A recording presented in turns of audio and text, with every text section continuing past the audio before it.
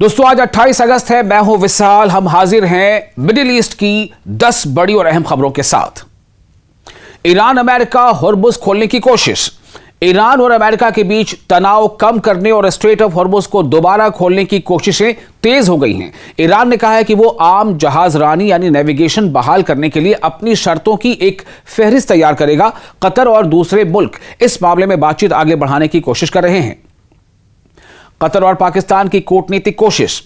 Qatar Iran और America के बीच तनाव कम कराने में अहम किरदार निभा रहा है। कतर में वजीर खारजा ने तेहरान में ईरानी अधिकारियों से मुलाकात की और हॉर्मुज़ में जहाज़ों की आवाजाही को महफूज बनाने पर बात की। पाकिस्तान भी इस डिप्लोमेटिक प्रोसेस में मदद कर रहा है। ईरान पर अमेरिकी दबाव बढ़ा। अमेरिका ईरान पर नई माशी पाबंदियों के जरिए दबाव बढ़ा रहा है। ईरान इन पाबंदियों की मुखालफत कर रहा है और कह रहा है कि उस पर माशी दबाव डालना सही नहीं। चीन ने भी ईरान के साथ खड़े होने के इशारे दे दिए हैं। गजा में हिंसा जारी।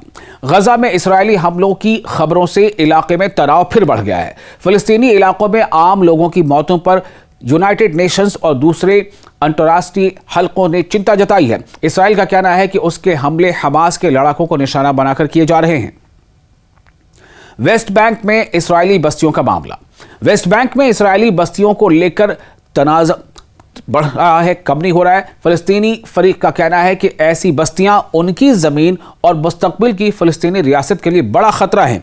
इस मुद्दे पर इसराइल और अंतर्राष्ट्रीय बिरादरी के बीच पहले से ही गहरा मतभेद है।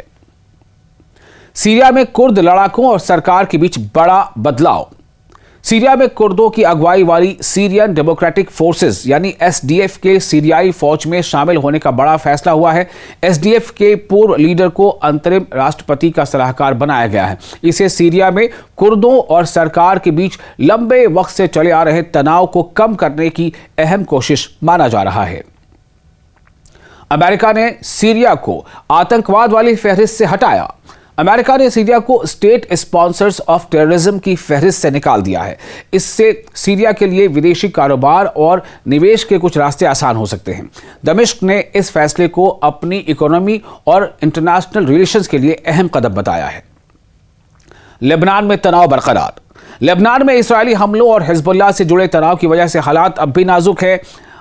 अंतर्राष्ट्रीय हलकों ने आम लोगों की सुरक्षा को लेकर चिंता जताई है। इलाके में किसी नई बड़ी लड़ाई को रोकना अभी सबसे बड़ी चुनौती बनी हुई है। हॉर्मुज़ की वजह से तेल और कारोबार पर असर।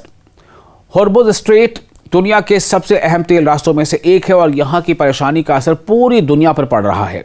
एशिया में अगस्त के दौरान कच्चे तेल की आमद अभी भी जंग से पहले के स्तर से काफी कम रही है। भारत समेत एशियाई मुल्कों को मिडिल ईस्ट से तेल की सप्लाई में कमी का सामना करना पड़ रहा है। ईरान की जंग को 6 महीने, अब भी कोई साफ हल नहीं। अमेरिका और इसराइल की तरफ से ईरान के खिलाफ शुरू हुई जंग को अब करीब 6 महीने हो चुके हैं। रॉयटर्स के मुताबिक जंग ने ईरान को बड़ा नुकसान पहुंचाया है, लेकिन इसका कोई साफ और आखिरी हल अभी सामने नहीं आया है। इस लंबे टकराव ने मिडिल ईस्ट की सिक्योरिटी, तेल की कीमतों और पूरी दुनिया की इकोनॉमी पर दबाव बढ़ाया है।